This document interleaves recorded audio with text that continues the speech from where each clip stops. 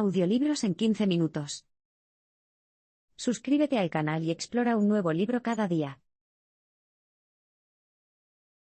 No todo el mundo puede comprender, producir o incluso disfrutar de la música. La musicofilia, la propensión a producir y el deseo de escuchar música, existe prácticamente en todas las culturas. Pero esto no significa que cada individuo esté ocupado o preocupado por la música. De hecho, algunas personas no tienen habilidades musicales, mientras que otras son completamente indiferentes a la música. Esta última categoría de personas tiene una afección llamada amusia, lo que significa que carecen de ciertos tipos de habilidades musicales. Un tipo de amusia es la sordera tonal, presente en aproximadamente el 5% de la población. Las personas sordas no se dan cuenta si tocan las notas incorrectas mientras cantan, y tampoco pueden reconocer cuando otras personas cantan fuera de tono. Otro tipo de amusia es la sordera rítmica, es decir, la incapacidad de seguir el ritmo de una pieza musical. Una persona famosa por su sordera rítmica fue el Che Guevara. Se decía que cuando la orquesta tocaba un tango, él bailaba un mambo. También hay muchas formas culturales de sordera rítmica, es decir, la incapacidad de seguir ritmos musicales de culturas extranjeras. Las investigaciones muestran que los bebés pueden detectar todo tipo de variaciones rítmicas, pero a los 12 meses su rango ya se ha reducido a las que escuchan en su vida diaria, las de su cultura. Si bien las personas con sordera del tono burdo o del ritmo pueden seguir disfrutando de la música y el baile, las personas con amusia en su sentido más absoluto, ni siquiera experimentan la música como música. Para esas personas, las melodías simplemente no suenan como música e incluso pueden adquirir un carácter inquietante. En lugar de escuchar lo que consideramos música, un hombre con absoluta diversión dijo que había oído el sonido de un coche chirriando. También hay personas que no tienen problemas para percibir la música, sino que simplemente no la disfrutan. Ciertos personajes históricos informaron que eran indiferentes a la música. Por ejemplo, en su autobiografía, Darwin revela que en su vida adulta perdió el gusto por la música. Y Freud explicó una vez que nunca escuchaba música voluntariamente porque era incapaz de obtener ningún placer de ella. Algunas personas quedan poseídas por los poderes musicales bastante tarde en la vida. ¿No estaría bien que de repente te bendijeras con superpoderes musicales? Deberías tener cuidado con lo que deseas, en realidad a algunos les ha pasado, y algunos se han vuelto tan poseídos por su habilidad musical que no hay espacio en su vida para nada más. Por ejemplo, tras ser alcanzado en la cara por un rayo, Cicoria, un hombre de familia de 42 años que antes era indiferente a la música, se obsesionó tanto con ella que apenas tuvo tiempo para el resto del mundo. Un par de semanas después del accidente, cuando recuperó sus energías y los exámenes neurológicos demostraron que no había sufrido ningún daño cerebral, de repente sintió un deseo incontrolable de escuchar música de piano. Empezó a comprar grabación tras grabación, pero como también ansiaba poder tocar la música, tomó prestado un piano y comenzó a practicar y escribir constantemente las composiciones que escuchaba en su cabeza. Con el tiempo, dedicó tanto tiempo a la música que su esposa se divorció de él, pero ni siquiera eso ha detenido su pasión, y ahora toca de manera brillante. Sin embargo, se desconoce la base neurológica de su repentina musicofilia y sus poderes musicales.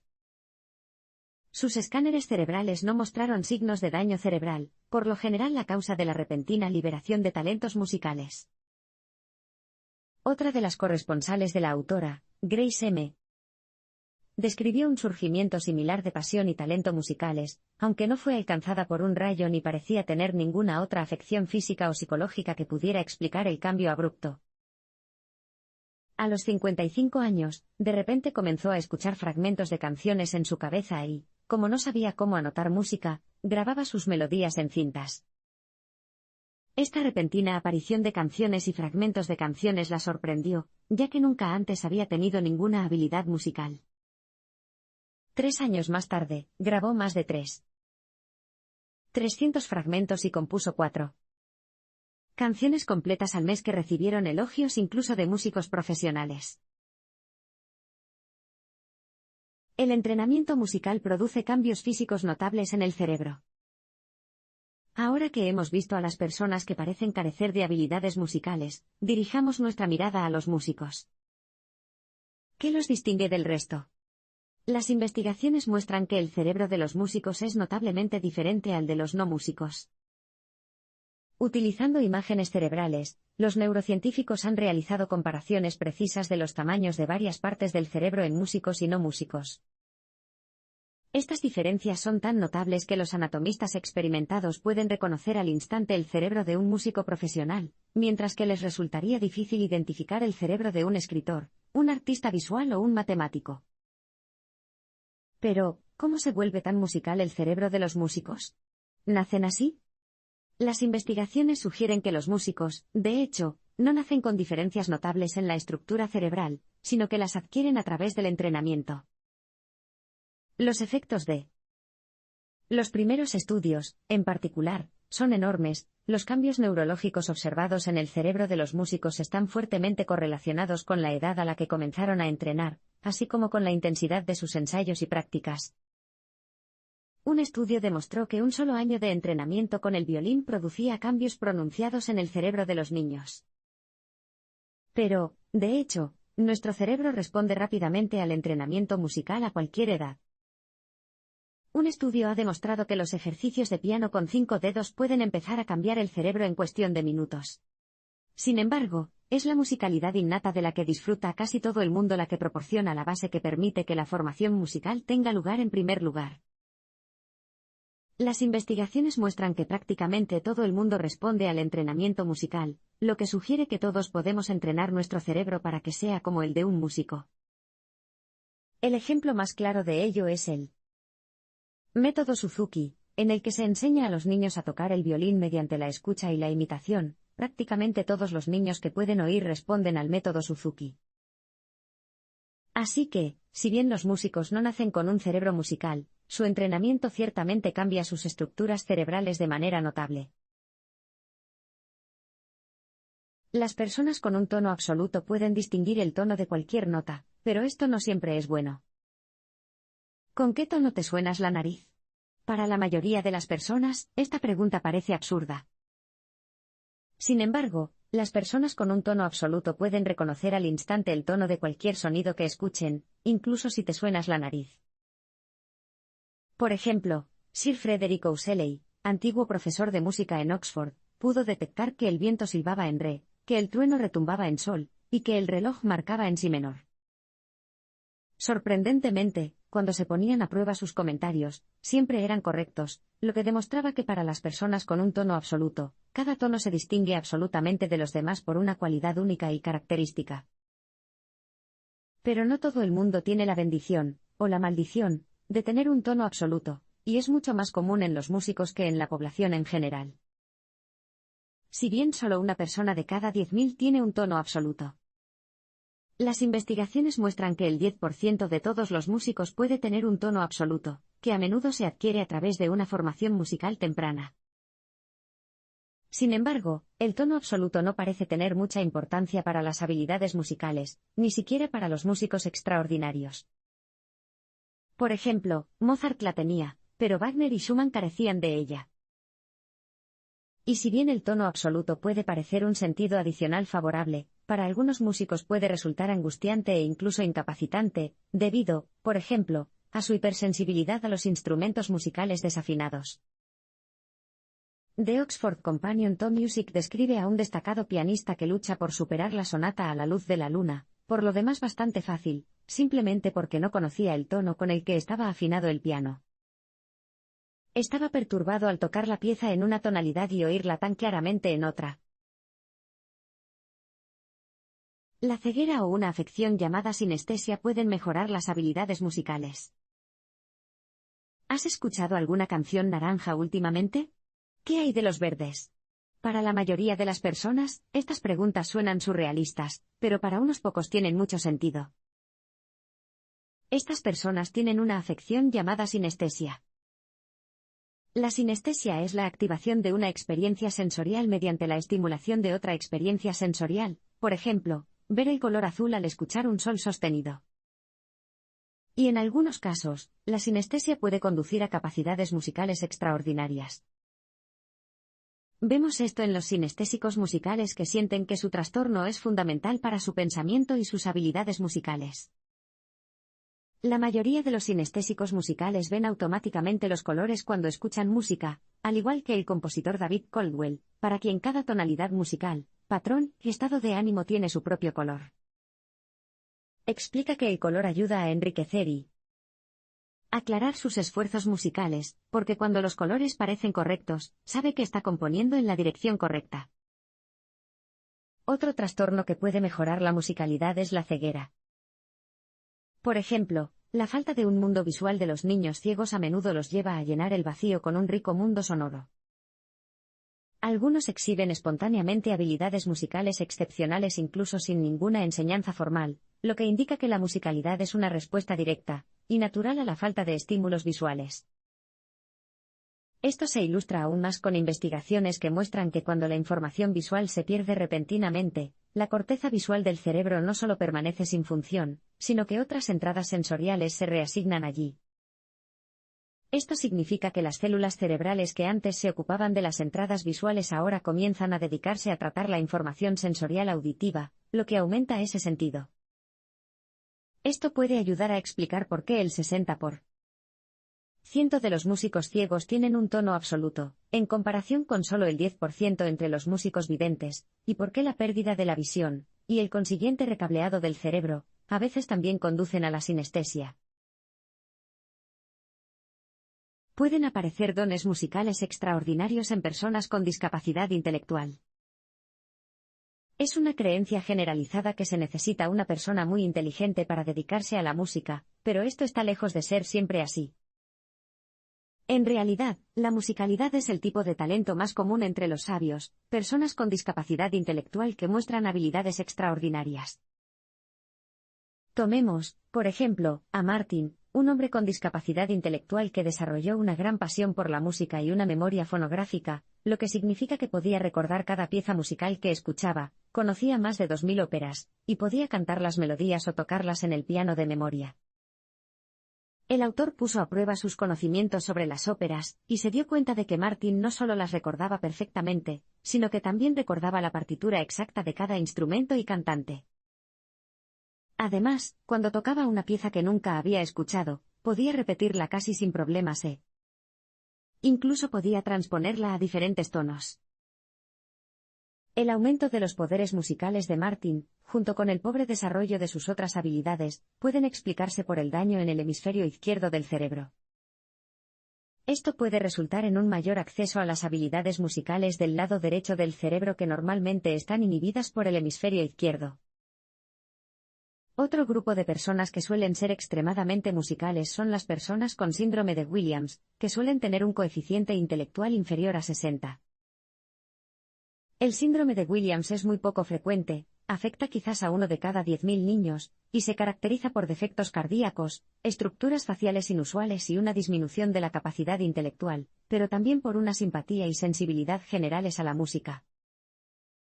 Los estudios demuestran que las personas con síndrome de Williams emplean un conjunto mucho más amplio de estructuras neuronales para percibir y responder a la música, lo que las atrae casi sin poder hacer nada por la música. Por ejemplo, Gloria Lenoff, una joven con síndrome de Williams, aprendió a cantar arias de ópera en más de 30 idiomas a pesar de que no podía completar ni siquiera los problemas matemáticos más simples. La música puede aliviar los trastornos del movimiento e incluso ayudar a las personas a recuperar el movimiento de sus extremidades. ¿Alguna vez has salido a correr y te ha presionado mucho el efecto energizante de una canción? De hecho, este efecto movilizador también se usa en una variedad de dominios médicos. Por ejemplo, la música a veces puede aliviar el síndrome de Tourette. El síndrome de Tourette se caracteriza por tics a menudo explosivos, como sacudidas, mímicas e incluso gritos. Sin embargo, se ha descubierto que el jazz o el rock juguetones ayudan a los pacientes debido a la libertad de los géneros para improvisar. Por ejemplo, el baterista profesional de jazz David Aldrich usó la batería para dirigir la energía incontrolable de su síndrome de Tourette en un flujo ordenado.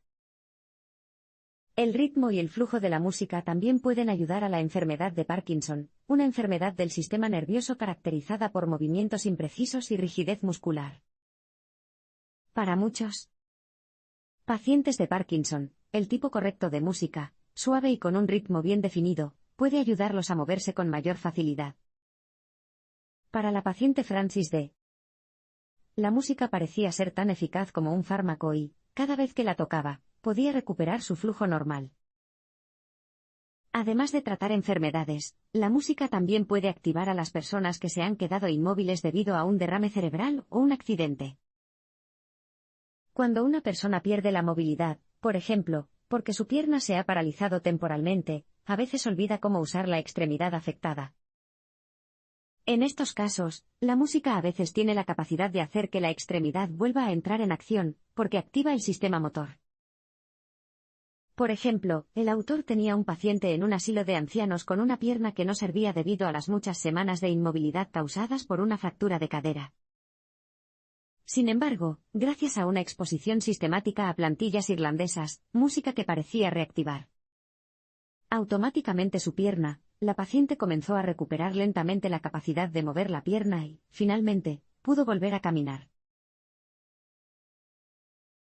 La musicoterapia puede ayudar a las personas con demencia y problemas del habla. Aunque parece que el poder de la música siempre ha sido fundamental para la humanidad, el concepto de musicoterapia es relativamente nuevo. En la musicoterapia, los pacientes componen, escuchan y tocan música para lograr objetivos terapéuticos individualizados. Surgió en respuesta al regreso de soldados dañados y traumatizados de la Segunda Guerra Mundial. Los primeros musicoterapeutas pronto descubrieron que la música podía aliviar su miseria física y psicológica. Hoy en día, la musicoterapia es ampliamente reconocida como una forma de terapia, y se usa principalmente para ayudar a las personas con afasia, es decir, a las personas que no pueden hablar. Por ejemplo, Samuel S. desarrolló una afasia grave después de un accidente cerebrovascular, y no pudo expresar ni una sola palabra a pesar de 2 años de terapia intensiva del habla. Pero a pesar de que no podía hablar, podía cantar un poco. Y después de escucharlo cantar 2 palabras de Allman River, un musicoterapeuta decidió aceptar el desafío, y pronto comenzó a progresar. Después de solo 2 meses de cantar junto con su terapeuta y practicar diferentes baladas, pudo dar respuestas breves pero significativas a las preguntas. Para Samuel, la musicoterapia funcionó mucho mejor que la terapia del habla porque su accidente cerebrovascular había provocado alteraciones en la zona del cerebro del habla sin afectar las estructuras implicadas en el canto. Por lo tanto, activar la parte de canto de su cerebro ayudó a estimular la actividad en las partes lingüísticas dañadas. Sin embargo, la musicoterapia no solo se usa para personas con afasia. También puede ser beneficioso para las personas con demencia. La demencia es un trastorno cerebral causado por una enfermedad o lesión cerebral, y se caracteriza por un deterioro del razonamiento y una creciente pérdida de memoria, lo que lleva a un estado aparentemente sin sentido. Afortunadamente, la musicoterapia puede ayudar incluso en casos extremos de demencia, porque la memoria musical y la emoción pueden sobrevivir mucho después de que hayan desaparecido otras formas de memoria. Por ejemplo, el paciente con demencia Buddy, que no podía recordar gran cosa de su vida, aún podía recordar y cantar casi todas las canciones que había cantado. Y cuando cantó, por un momento, volvió a la vida. Algunas personas sufren terribles convulsiones al escuchar música. Si realmente no te gusta una pieza musical en particular, probablemente simplemente la apagues o te alejes de su alcance.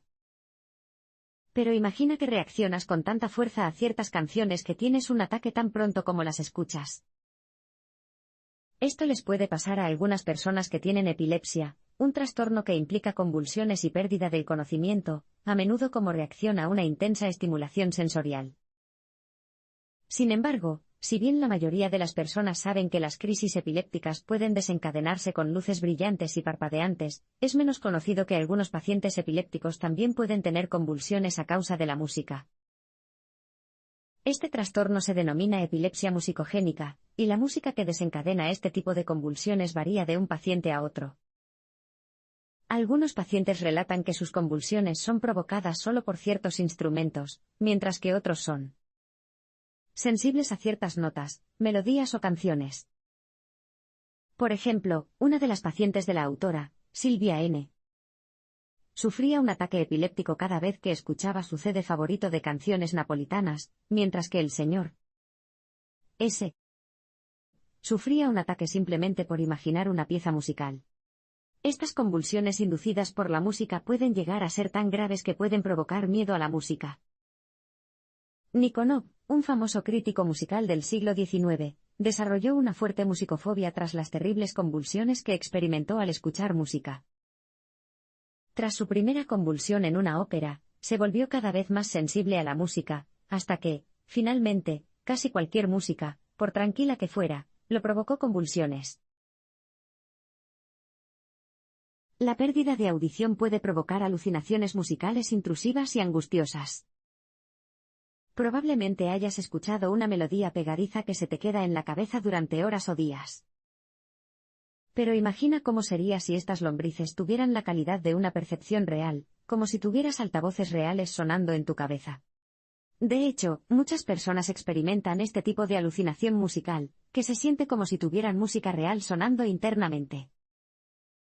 La mayoría de los pacientes hacen hincapié en que la música parece tener un origen externo, y solo cuando no pueden encontrar una fuente externa para ello se dan cuenta de que la música está siendo generada por su propio cerebro. Uno de los corresponsales del autor llamó a sus alucinaciones su máquina de discos intracraneal, la máquina de discos de su cráneo. Una de las causas de estas alucinaciones musicales que los fisiólogos han identificado es la pérdida de audición. Esto lo demuestra la gran cantidad de alucinaciones musicales en personas mayores que sufren de sordera creciente. Por ejemplo, la señora C. es una de las muchas personas que comenzaron a tener alucinaciones musicales graves después de sufrir una pérdida auditiva profunda. Su música era fuerte e intrusiva, saltaba erráticamente de una canción a otra, cambiaba entre canciones de musicales, villancicos navideños y melodías patrióticas. Su música se detenía solo cuando estaba involucrada intelectualmente con algo como una conversación o un juego de cartas. Pero aunque las alucinaciones musicales pueden explicarse fisiológicamente, no tienen una cura específica. La señora C. temía que sus alucinaciones musicales fueran signos de una enfermedad mental, hasta que un examen neurológico demostró lo contrario. El examen mostró que las alucinaciones eran el resultado de que su cerebro, privado de sonido, intentaba mantenerse activo creando su propia estimulación sonora. Esta autoestimulación activó las mismas estructuras cerebrales que normalmente se activan en la percepción de la música real, lo que creó las alucinaciones. Después de probar muchos tratamientos e incluso recuperar su audición, la señora C no pudo liberarse de las alucinaciones y, finalmente, aprendió a vivir con ellas.